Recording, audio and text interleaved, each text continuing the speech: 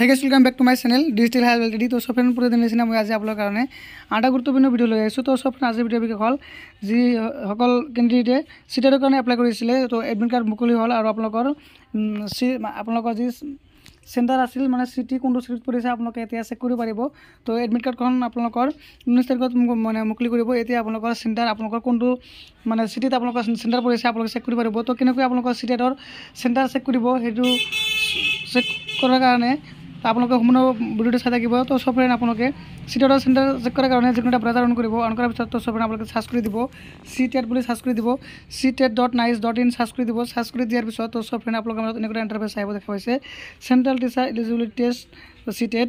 তো সব ফ্ৰেণ্ড এনেকুৱা ইণ্টাৰফেচ আহিব। তাৰপিছত আপোনালোকে কি কৰিব তলফালে স্ক্ৰল কৰিব। কৰাৰ পিছত তো সব ফ্ৰেণ্ড দেখা পাইছে ইয়াতে বহুত এটা অপশ্যন আছে candidate activity view centre city for CTET January 2024। তো সব ফ্ৰেণ্ড দেখা পাইছে এইটো অপশ্যন আপুনি ক্লিক কৰি দিব। ক্লিক কৰি দিয়াৰ পিছত তো সব ফ্ৰেণ্ড আপোনালোকৰ মাজত নেক্সট ইণ্টাৰফেচ খোল খাব। তো সব ফ্ৰেণ্ড দেখা পাইছে আপোনালোকৰ চেণ্টাৰ টিচাৰ এলিজিবিলিটি টেষ্ট জানুৱাৰী 2024 আপোনালোকৰ যিটো অফিচিয়েল ৱেবছাইট আছে সেইটো অফিচ খোল খাব। তাৰপিছত কি কৰিব আপোনালোকে ইয়াতে এপ্লিকেশ্যন নাম্বাৰ দিব লাগিব। আপোনালোকৰ যিটো মানে এপ্লাই কৰা টাইমত যিটো আপোনালোকৰ এপ্লিকেশ্যন নাম্বাৰ আছিল সেই এপ্লিকেশ্যন নাম্বাৰটো ইয়াতে দিব লাগিব। মই মোৰ এপ্লিকেশ্যন নাম্বাৰটো দি আছোঁ। এপ্লিকেশ্যন নাম্বাৰটো দিয়াৰ পিছত তো সব তাৰপিছত কি কৰিব আপোনালোকে ইয়াতে আপোনালোকৰ ডেট অফ বাৰ্থটো দিব লাগিব। তো প্ৰথমতে আপোনালোকৰ ডেটটো চিলেক্ট কৰি ল'ব। মোৰ যিটো ডেট অফ বাৰ্থটো মই দি আছোঁ।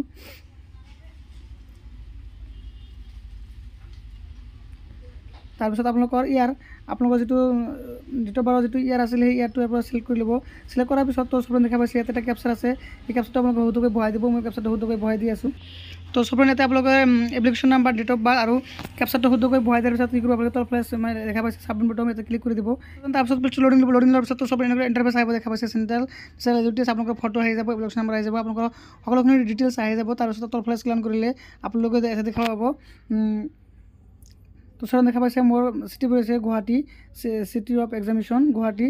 তো সব মোৰ চিটেটৰ যি এক্সাম চেণ্টাৰ আছিল মোৰ গুৱাহাটী পৰিছে।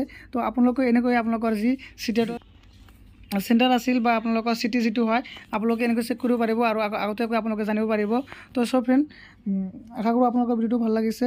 তো সব যদি ভিডিঅ' ভাল লাগে মোৰ ভিডিঅ' লাইক কৰিব শ্বেয়াৰ কৰিব আৰু সদায় নতুন ভিডিঅ' পাবলৈ মোৰ চেনেলটো ছাবস্ক্ৰাইব কৰিব নাপাহৰিব। থেংক ইউ ফৰ ৱাচিং মাই ভিডিঅ'।